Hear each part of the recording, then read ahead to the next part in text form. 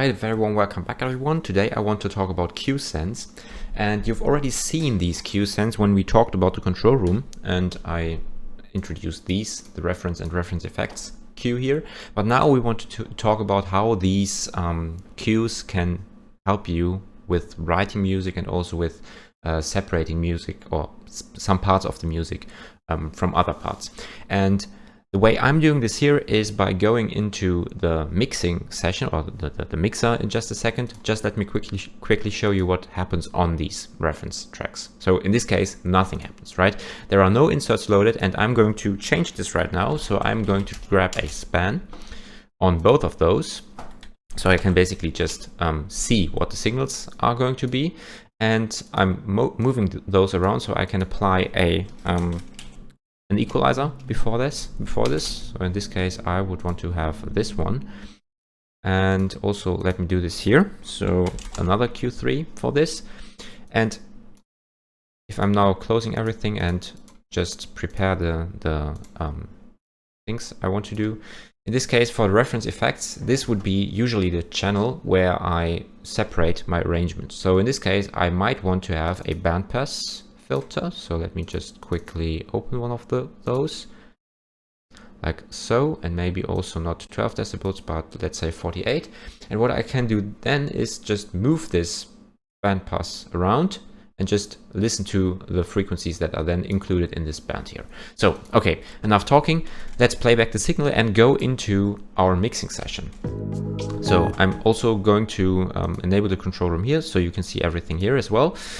What we hear now is basically our whole arrangement, right? This is not very special in this case, but maybe you want to have, or we are in a situation where we want to have a little bit, a bigger picture, so to say, in which we, for example, want to have the drums and the bass together on one cue and then something else on a different cue, just to have, well, the basic arrangement in a sense available so everyone can listen to this and not are overwhelmed with everything else that is going on in this arrangement. So what we are going to do for this is just add a cue send. So what you have to do is open all of these racks, then you get the cue send rack here, and in my situation I want to send my drum and my bass bus to the reference cue. So this is the only thing I need to do, enable this. These are post fader cue sends, as we had for the inserts themselves, not for the inserts, for the send effects themselves. And you also notice about the inserts. And what happens now, if I play back the signal, nothing would happen. We would hear the same thing over and over again as we heard before. And this is basically due to the fact that we only are in the mixing session here. Mixing means that basically everything is played back without any of these cue sends. If I'm now moving to C1, this would then trigger this reference effects or reference cue, and I would only hear the drums and the bass.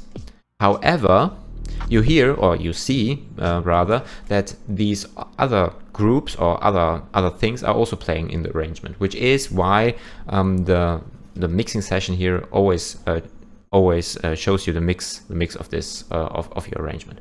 So let's assume that I now not only want to have the drums and the bass, but I want to get rid of the bass and have the synths in another cue. So in this case, I'm choosing reference effects just for the purpose that we have this little insert effect here, like the Q3 we talked about before with the bandpass. And now if I'm moving between mix, which is everything, then Q1, which is only the reference here, and then I have Q2, which is basically drums and the synths, but in this case they are also piped through my equalizer, and the only thing I hear is basically what happens in this region, right? So this is very neat because by this means you can take, for example, an arrangement if you want to cover something and pipe this arrangement to reference and reference effects. And in the reference effects tab, you could then just change this or change the character, listen to some certain frequencies that you want to know more about, and then you can apply this. Then you can apply everything to your mixing to your own mix. Now it doesn't stop there. So if I now want to only have the drums on my left side of the speaker, and I only want the pads to be on the right side of my speaker, I can easily do this with the panorama send here. And I can also, if I want to, lower the volume for drums or raise the volume for drums and for synths and for everything else as well. However, please keep in mind that as these things, let me just play this back real quick. What you hear now is drums on the left side and pad on the right side, or synths on the right side. But please keep in mind that as these things are post-fader Q sense, they would also be or would already have taken the volume of all of these faders into account. So if I'm now raising or lowering anything of this would apply after all of these faders have been gone through already. In a previous Cubase version, they were pre-fader Q sense, and then you could talk about those, and you would have to set them up such that the faders would be actually represented by all of these Q level sense, right? But in this case, for Cubase 11, this is not needed anymore, and you can just use them as post-fader Q sense, and then you are good to go. So this is basically how you can use this. And to summarize this even more, I have prepared something for you. So in this case, this is the arrangement we are working with. And what we are going to listen to in just a second is what actually comes out of this process if you go all in and have all of this mastered and mixed and everything.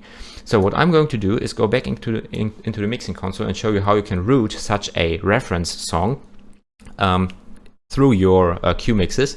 And the reason I'm doing this here is because to show you how you can actually utilize this. So this is our reference song. You see that this is actually routed to stereo out, which would in my case rather be master bus, right? Because the master is this one and this is then routed to the stereo out.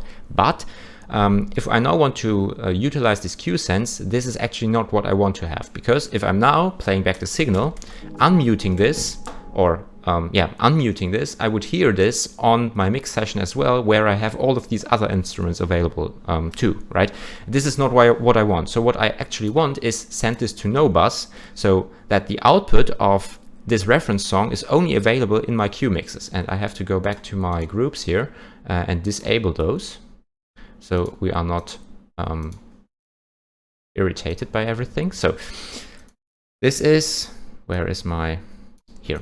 This is my reference song, and now I want to send this reference song to reference and reference effects.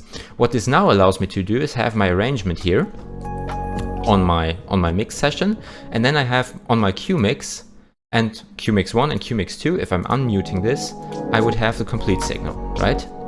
On Q mix 1, I would have the complete signal without any effects, or rather with only this span here, and on my Q2, I would have this with the effects. Right, so in this case you would only hear some of the bass, and if I'm moving this around you would only hear the other frequencies as well, right? And this is one of these very nice features, because you can load a reference track or any other track that you're going to work with, send this to no bus and send this on your reference cues, and then you can utilize this track in your arrangement if you want to mix with it or if you want to master with it. And this is something that is very neat in Cubase, and I don't believe that other DAWs have the same option. If they do, might be something different, right? So this is what I'm using very often, and this is also one of the reasons why I tend to use the control room all the time and do not close it anymore.